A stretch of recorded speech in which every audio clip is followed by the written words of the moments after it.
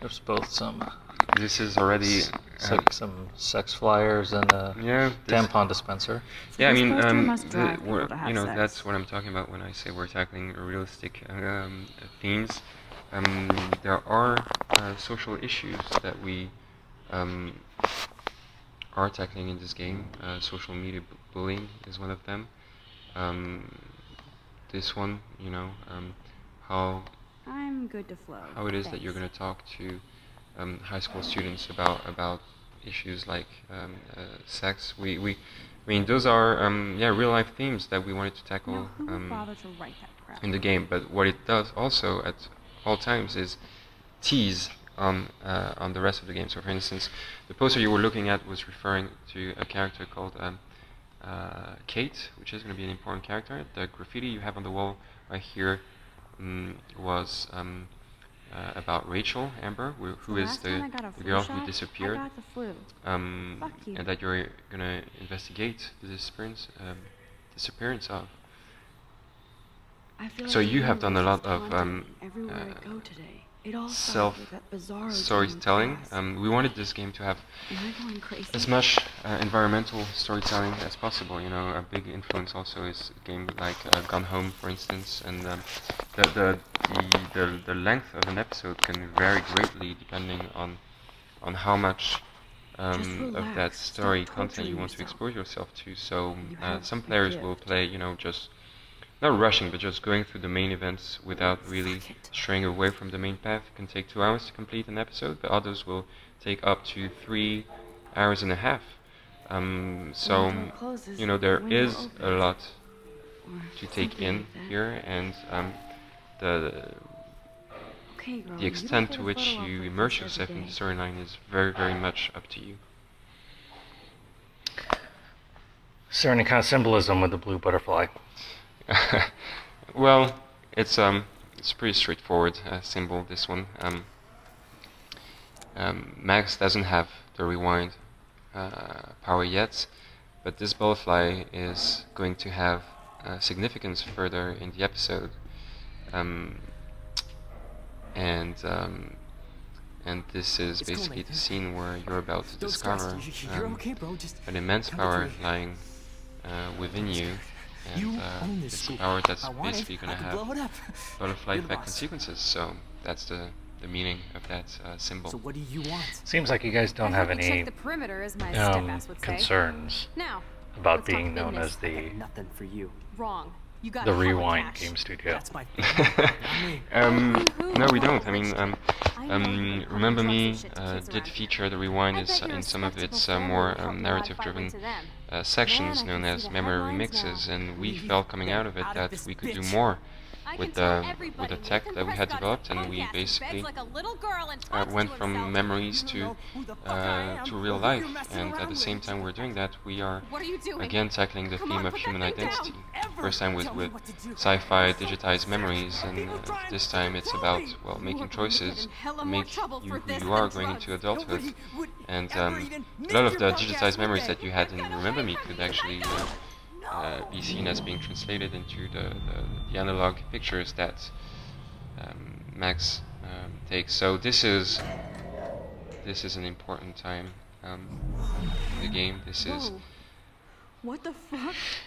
How? Chloe. How can that be? Right. This is and so Chloe used to be Max's best friend, and now she just woke up again in class, and all of a sudden she can predict the future because she's seen it happen before. Now Kate is being pen being dropped in the background, the whole conversation. Victoria's phone this is real. Kate being bullied by Victoria. Her phone is gonna ring. All of a sudden, you realize that okay, if I'm crazy, you can predict the future, and that's where it all starts. Not to go into, not to ask you questions about the announcement of your next game, but there was news about it a couple days ago. But would you be able to share whether or not that game is going to have some kind of rewind function? That's something that we unfortunately won't be talking about today. Sorry to give you It's the okay. the political. I thought no. it wouldn't hurt to ask. No, yeah, well, it doesn't hurt at all. But this is the first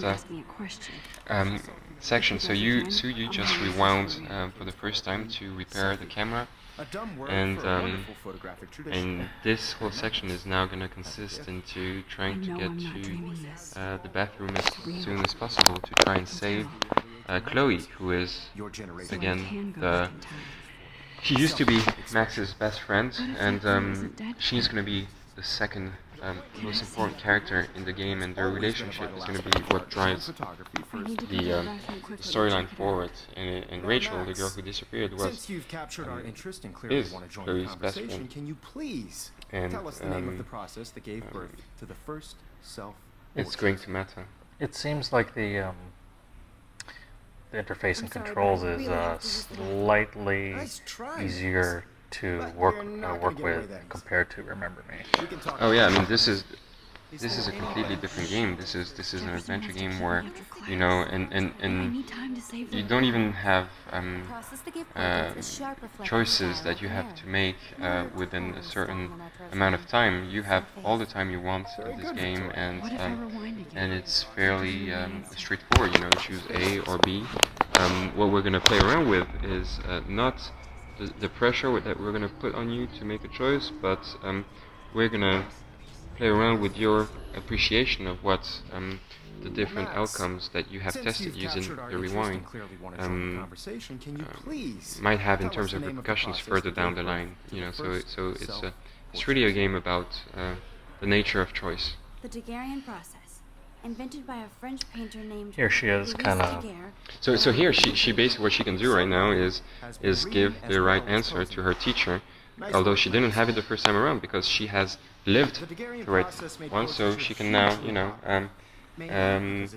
give the good answer and piss off Victoria in the process. So yeah, I mean, imagine how cool it would be to you know, sit for an exam and then just look at the questions that you're being asked and rewind to the previous day so you could just study what's important for the exam. And it's also going to be something that we use in dialogue, you know, so you talk to someone, you learn all about them, and then you rewind and use that information to manipulate them, a little bit like Bill Murray in Groundhog Day, you know, the way he manipulated Andy McDowell day after day, learning one new thing about her one day after the other, and eventually convincing her to date him.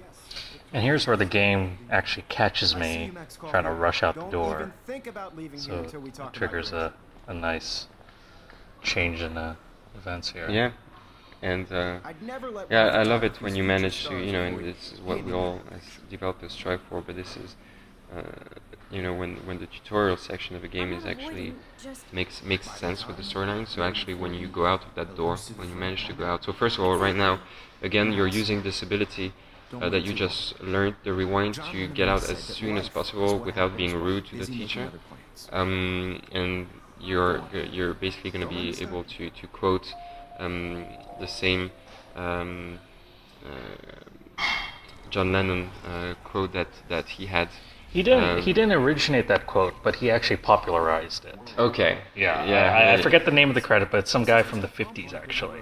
Okay. Who actually came up with that first, but his name eludes me. Okay. Yeah. Okay. Well, you know. No, I'm saying John Lennon did popularize it. Okay. Yeah, it's the same with the people these days. You know, saying that Voltaire, the French philosopher, invented the quote that said, you know, I disagree with what you're saying, but I will die for your freedom to be able to say it. He never said that, but it's been popularized, especially in the light of the recent events in Paris. Anyway, so what I meant is that it's great when in a game you can have your tutorials and the storyline really be in tune, and this is what's going to happen right now. So as you said, you want to rush to the bathroom, and this is when we we teach you to hold R2 to move faster. It's great when you nail that down.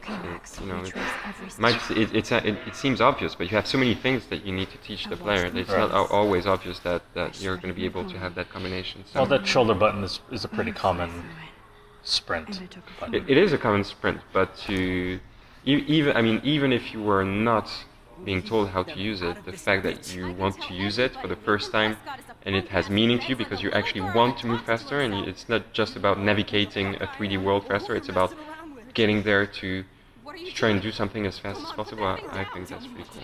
So I have one sort of quote-unquote real talk question here, just one sort of concern.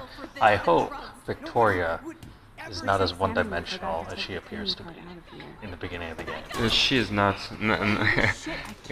She is not, and you'll see. You'll see that for yourself. But none of them are one-dimensional. There's no real, negative or positive. It's always in between. Does that include the endings? Is there like a best ending? There is. They are very polarized, I would say, but I wouldn't say there's a good or a bad one. Here's the part where I was taking too long to search, so I had to rewind again to give myself time to find the hammer. So it looks like there'll be more of those opportunities in the future. Oh yeah, that was done on purpose. You had to use it, and there you go. So on this timeline, you have saved Chloe, and I just saw a girl get shot and then saved her. That is the end of this video. that is, yeah, it's the end of the demo as well, that we're putting out at the same time as the game is coming, and this is where everything really starts, and you actually get to make your first very meaningful choice going out of that door. So Life is Strange is coming out now at the end of the month, 30th of January on PC, PS3, PS4, Xbox 360, Xbox One. We're delighted to see you play it. It's going to be $4.99 and per episode. I really hope you enjoy it.